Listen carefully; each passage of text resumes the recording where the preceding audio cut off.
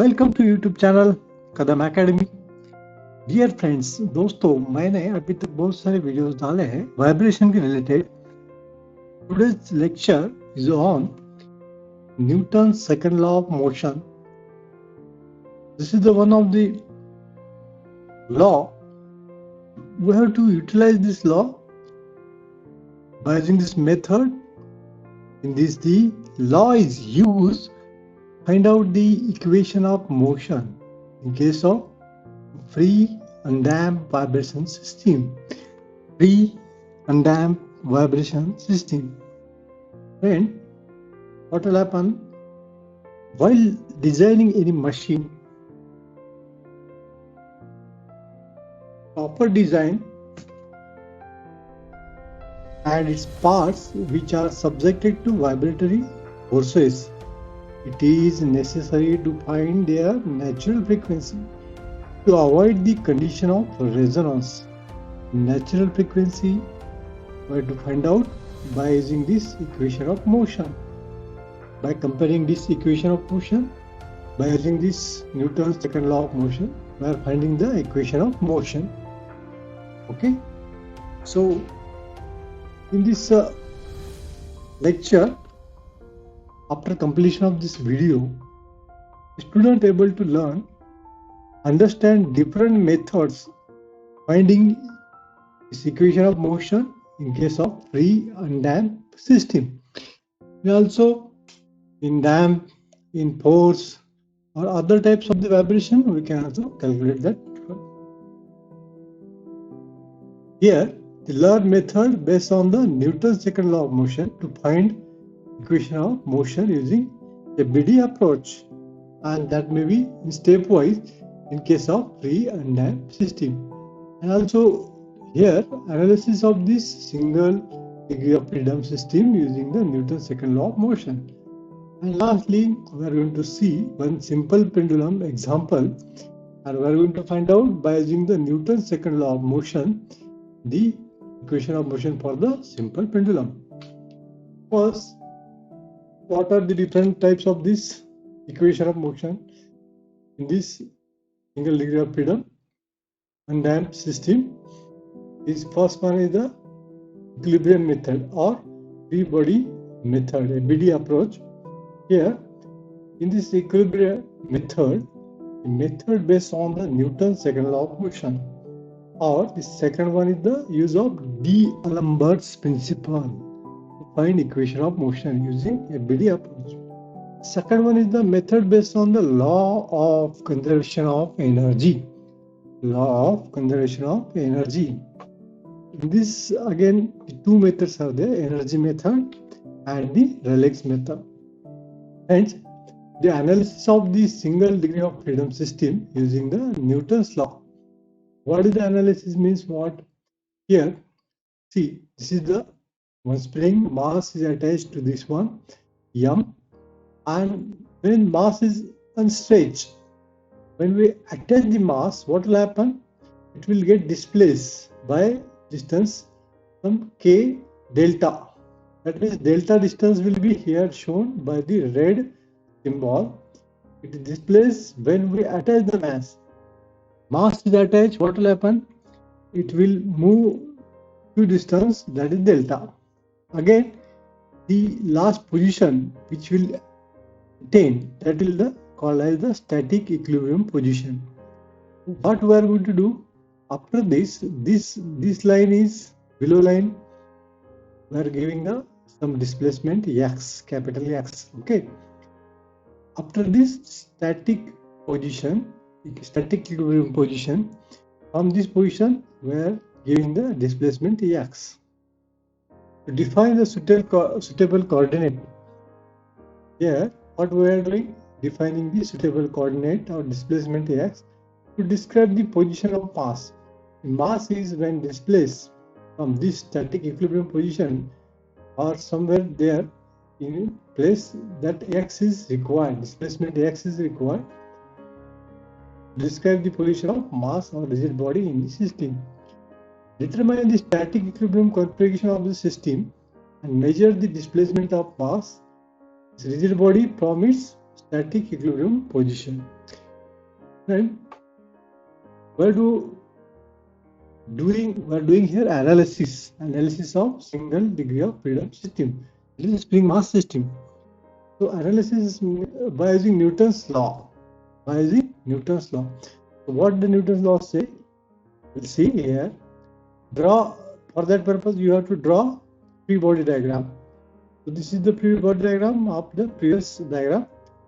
Here mass is there and its displacement x, and here is the displacement delta due to the mass attached, and x is the displacement, and this is multiplied by k, and this is nothing but the force which is in upward direction, the weight in downward direction. This is mass, weight is downward direction, this velocity in downward direction, and acceleration also downward direction. So this is nothing but the free body diagram. The mass, rigid body, when a positive displacement and velocity are given to it, will indicate all the active or reactive forces acting on the mass. These are the free body diagram that we have to draw it. Okay. First is your physical system mathematical model. After that, this is the free body diagram, the BD. And after that, what will happen? From this, apply Newton's law of second law of motion to this mass. That law, what it say? E by dt is equal to m into v. V is what? The velocity is equal to f. If m is constant, we take it outside. M into dv by dt is equal to f. So ma is equal to f. So what is the Newton's second law of motion? The rate of change of momentum of a mass is equal to the force acting on it. Friends, here the method based on the second law of motion that start for this calculating the equation of motion. Here the Newton's second law of motion, what it says? It states that accelerating force due to the mass should be equal to the sum of external forces in the system. Therefore, for a vibrating body, sum of external forces acting on it will be equal to accelerating force. That means this accelerating force is equal to summation of all the external forces. So then here second law of motion already we have studied. So here diagram which will represent all the case analysis for this spring mass system. See, this is a spring K. When mass is attached M to this free end of the spring, it will deflect, and that is nothing but the static deflection delta, then represented as delta ST. Okay, that means what? K is equal to mg by delta ST. And now the new position of this mass is below line, and from this position again we give the displacement, and this position nothing but its mean position. So this displacement will be the x. Total displacement will be the x plus delta ST. So this third position, the third diagram, there is nothing but when the spring mass subjected to disturbance is x. In this figure B, the free spring with mass and spring are free without any disturbance. In figure A is the free spring only, no mass. Okay, so this after the second step is what? Analysis, where to draw the FBD. This is the FBD diagram, FBD of mass. So FBD approach for the equation of motion. So for that purpose, whatever the system is given to you, just draw the FBD of that system on that mass, and that will be the useful to solve this. This is the same diagram. That is the spring on stretch position. After that, when mass is attached, stretched to this static equilibrium position, and after that, whatever the displacement we are applying x to this mass, so what will happen? the spring force will become K into bracket delta plus X bracket close, that is the K into this bracket is the spring force opposing to this weight. Okay, mass with this diagram will be easily clear to you. Okay, so friends, अभी हम लोग conclude करते हैं for this slide. This K is equal to what? W upon delta ST. In case of without applying the disturbance X. X. So mg by delta ST is equal to K. This is the one of the equation. In the spring mass system, already were shown in figure. It is seen that consider the instant the spring force is acting upward. Here, the spring force is acting upward and has magnitude K into X plus delta ST. See here. On the other hand, the self weight mg is act toward the downward. Hence here, convention used in this FBD, when the downward force is there, we have to use the positive sign. When the upward force is there, we have to use the negative sign. When there is a couple or torque is there, which is moving in anti-clockwise, so positive. Clockwise, here. Clockwise, negative. This is the convention used in solving or getting the equation of motion. Here, for the spring, impulse spring mass system, consider ms double dot in downward position, therefore it is positive. Weight is downward position, it is positive. But spring force in upward position, therefore it is negative. So, as per the Newton's second law of motion, this all accelerating forces is equal to summation of external forces. Here in this case, the accelerating force mx double dot, here this acceleration is x double dot and the m is the weight of this mass. So mx double dot is downward position and this mg, that is the mg is what? Weight, that is the external force. Okay, and the another external force is what? Here the spring force. But spring force in upward direction, so it is taken negative, and this external force is positive, and this is what? Accelerating force. But it is in downward, so it is take positive here. Okay, and so we can write this equation in this form: mx double dot is equal to mg plus this is k is multiplied with this bracket terms kx minus k delta st. Okay, here equation becomes mx double dot is equal to mg minus kx minus k delta st. But we know that mg is equal to k delta st. That means the k upon the k is equal to mg upon delta st. We know that the equation were derived in last slide. Okay, so from this what will happen? This mg and k delta st will get cancel. Okay, what will the remaining then? After this, remaining is mx double dot here and minus kx is remaining. Okay, just comparing that equation with this SHM equation, x double dot is plus omega square x.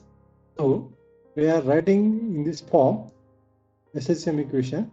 So this equation become, we are written just taken this term to this side, x double dot plus minus will become plus here plus k by m, k divided by this m, k by m into x.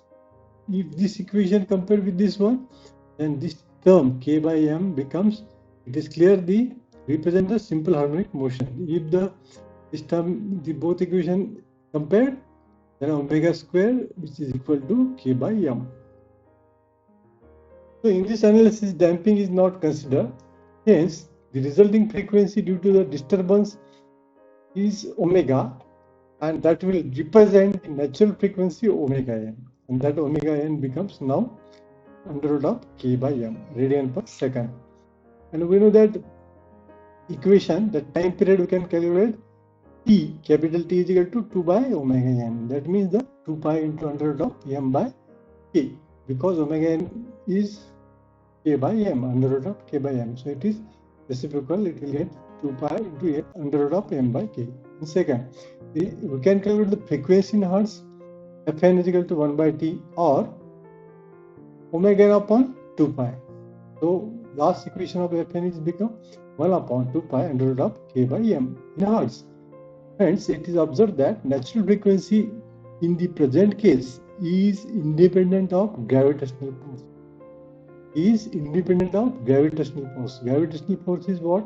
G. There is no word term is G is there. So frequency or natural frequency both are not dependent on the gravitational force. Neglecting the self-weight and static deflection. In this case also, static deflection is not considering, and that is correct in this system. So the Newton's law, whatever the assumption were assumed, that will be correct. Okay. Friend, this above equation recognized as the equation of the simple harmonic motion. In this case, the x double dot plus omega n square. X is the equation for the differential equation for the motion of simple harmonic motion. Different three solutions are there for the equation. The ways to write the solutions are x is equal to an sin omega n t minus bn cos omega n t. A and bn are the constant, arbitrary constant. Or we can write another type of the solution is a is equal to a1 sin inside the bracket omega n t plus phi 1, or x is equal to a2 cos omega n t plus phi 2. So these are the some three types of the solutions we can write. And here this omega n is the circular frequency of motion and a and bn are the constant, or a1 a2 are the constant, can be found by considering the initial conditions. So for these three equations, the solutions, if we consider the initial conditions, we'll get the answer. Okay. Suppose we see this is the condition where t is equal to 0 and x is equal to, means displacement is equal to x naught. That is the initial displacement. Put the value of this x and x dot from this initial condition in this equation. So what will happen? So this is the equation first. An sin omega n t minus bn cos omega n t. In this case, the first condition is what? T is equal to 0, x is equal to x naught.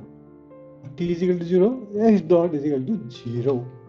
So, differentiating this equation, after differentiation, what is the rule of differentiation? X dot means the dx by dt. Or here, what will happen? Sin omega n t means what? The sin omega, differentiation of sin omega n is omega n into cos omega n. So it is written an omega n cos omega n t minus, similarly for cos differentiation, in this case minus bn omega n into sin omega n. Okay, this is the cos and this is the sin.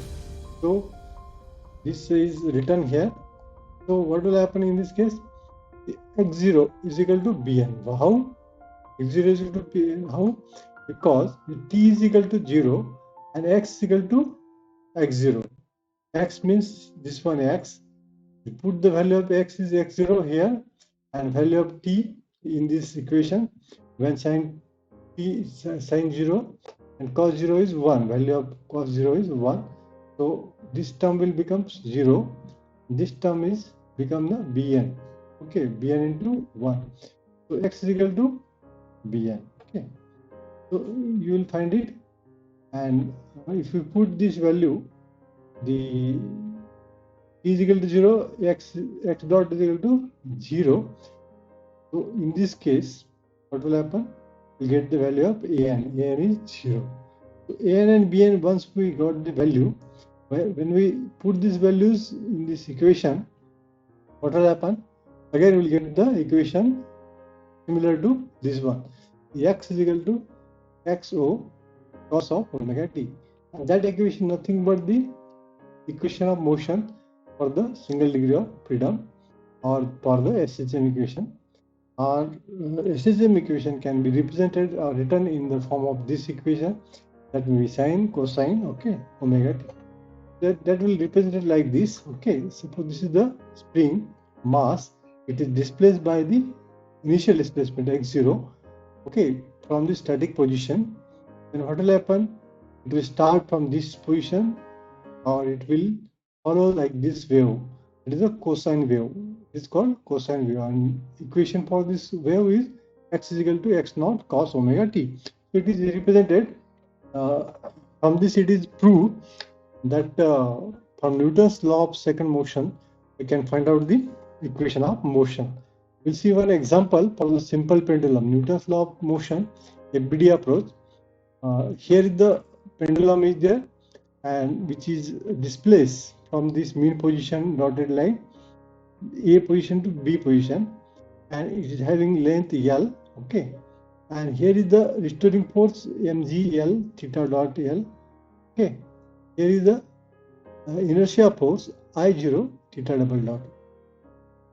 What will happen? M is the mass of this ball, which is connected with this rod. Okay, 0 to m is the length of this rod. If we draw this BD, the free body diagram for this ball, in this case T is the tension, it will direct it toward the center O, and here is the mg, is the weight of the self weight of this bob. Okay, and this is the direction mg cos theta. Here is the direction to the perpendicular to this line. So this is the mg sin theta. So here mg sin theta is the restoring couple. So that is represented here. That restoring couple is opposite to this accelerating couple. So accelerating couple is equal to, what is the Newton's second law of motion? Accelerating force or couple is equal to summation of all the external forces or the couples on it. So here accelerating couple is I theta dot. As it is moving in anti-clockwise direction, it is taken minus the mg sin theta into L is the couple, restoring couple, which is moving in clockwise direction. It is written here. So in this case, for theta, this theta is very small. Sin theta is equal to theta. So it is written sin theta is theta. So I-O theta double dot is equal to mgl theta L. So we can write like this also, I-O theta double dot plus mgl theta dot L is equal to 0. So friends, we know that I-O is what is the value of this I-O? ml square. Okay. So we put the value of I-O, ml square theta double dot plus mg theta L O.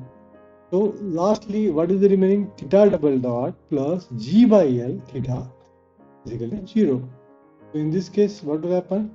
If we compare this equation, so comparing this equation with the differential equation of SHM, the x double dot theta double dot, this omega square g by L theta omega square x. That means this omega square, we can comparing this with this, we will get g by L, or omega n is equal to under root of g by L.